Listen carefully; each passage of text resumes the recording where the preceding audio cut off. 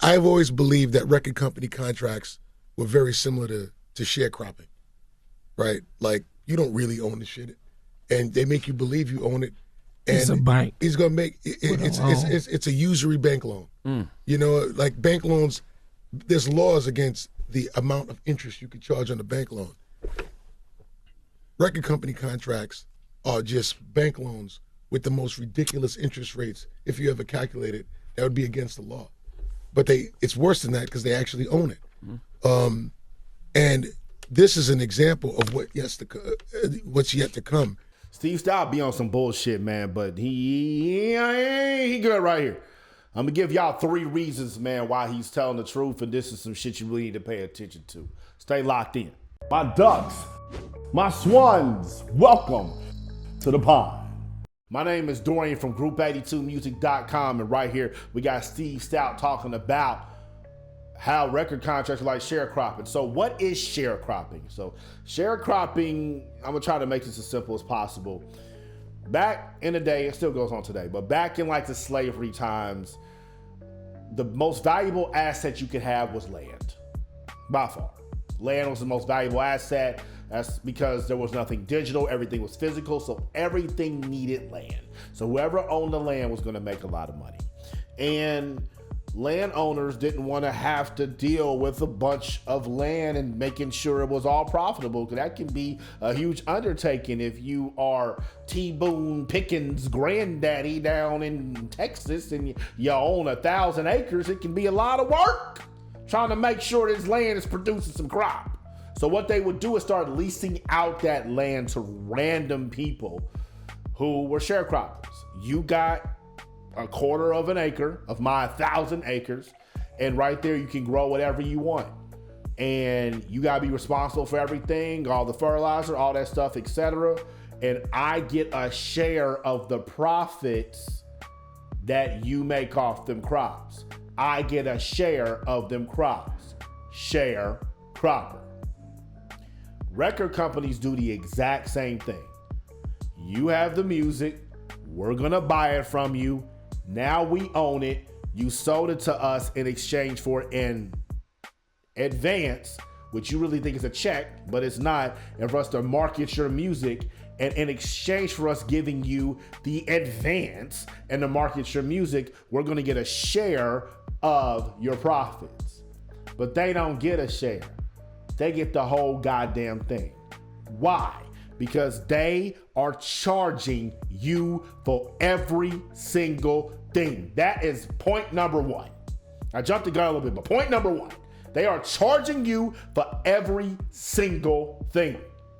Any hotel, any Uber, any meal, any zip of weed, anything that they can put on there, they're gonna charge you for.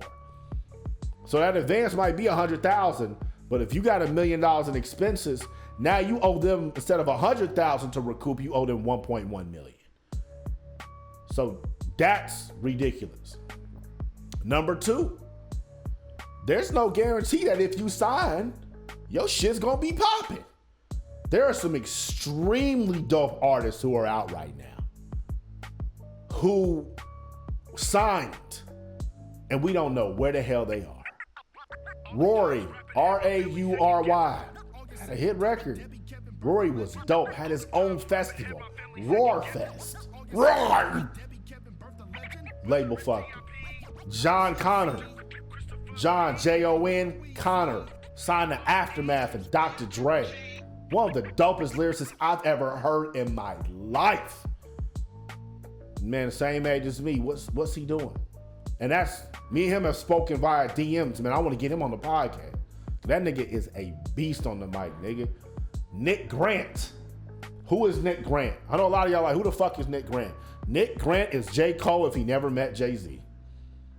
I'm not bullshit. Go listen to his music. That nigga is dope. And they have been signed, all of them have been signed for at least 5 years or more. And the label's not doing shit with them. So why would you get them on the show? Number 3, we live in an era where you can do everything on your own.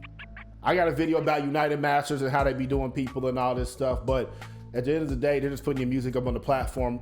Make sure they don't own your shit. But United Masters can get your music on Spotify, Apple Music, and everywhere right now. DistroKid, I got a link in the description box on my YouTube channel. You can go and sign up for DistroKid right now. I get $5. Your music's everywhere. There's no excuse. You can do everything on your own. You can market on your own. I'm pointing at the camera because this is what I'm doing when I make these videos. Dorian just repeats what the clip says, and then he fucking sells the services. You goddamn right, bitch. What am I supposed to do? Just do this shit for free? Because your broke ass ain't about to buy shit. You goddamn right. I'm gonna market Group 82 Music and Group82Media.com. You ain't paying nothing to watch this. This shit is free and it's optional. So if you don't like it, take your bitch ass on. So you can build a social media account and shit like that. There's so many things that you can actually do to make money that you need to put yourself in that position to do that as an artist in this period. It's never been easier to be an independent artist and make money. So why aren't you doing it? So if you need help, click that link up top on Instagram. Click the link in the box on YouTube. Mouth the Pond. Y'all stay true. What is y'all thinking? Hell, I don't know. This is the reason I'm dope. Group82music.com.